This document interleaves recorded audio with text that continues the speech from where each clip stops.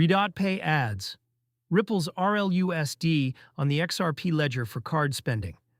RedotPay has turned on support for Ripple USD, RLUSD, on the XRP ledger, letting users fund and spend the stablecoin directly inside its app. The company announced the addition on June 5th, confirming that deposit and spend went live on June 2nd at 4 p.m. UTC+8, with withdrawals scheduled to open from June 9th at the same time. For a crypto card built around stablecoin spending, this is an incremental but real change. It adds a third major dollar token, alongside the USDT and USDC balances RedotPay users already rely on. A regulated dollar token joins the funding menu. RLUSD is Ripple's dollar-pegged stablecoin, issued under a New York trust charter, and backed by cash and short-dated treasuries. RedotPay supporting it on XRPL means cardholders can hold an RLUSD balance, top up with it, and have it convert at the point of sale when they tap the card. The practical effect is choice. Someone who already holds RLUSD, or who prefers it over Tether or Circle's coin, no longer has to swap into a different stablecoin before loading the card. The token sits in the app as a spendable stablecoin balance like the others. RedotPay did not announce any change to fees, cashback, or card tiers tied to RLUSD. The card mechanics stay the same.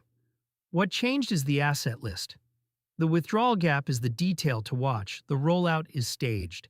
Deposit and spend opened on June 2nd, but the ability to withdraw RLUSD back out of RedotPay does not start until June 9th. That week-long gap matters for anyone treating the balance as transient funds rather than a long-term hold. If you load RLUSD before June 9th and then decide you want it back on-chain rather than spent, you have to wait. It is a short window and a common pattern when a provider stages a new asset to test deposit and settlement flows before opening the exit. Still, it is worth knowing before you move size into the app. Spending the RLUSD balance was available from day one, so the limitation is narrow.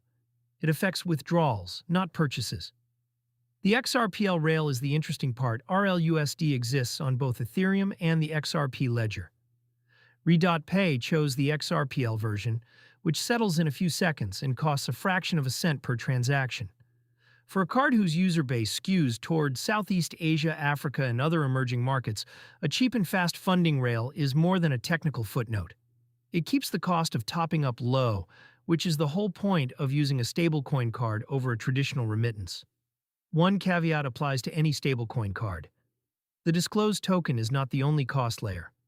Card networks still take a spread of roughly 0.5% to 0.9% on the conversion, and that sits on top of whatever the app charges. RLUSD support changes which token funds the card, not the underlying network economics.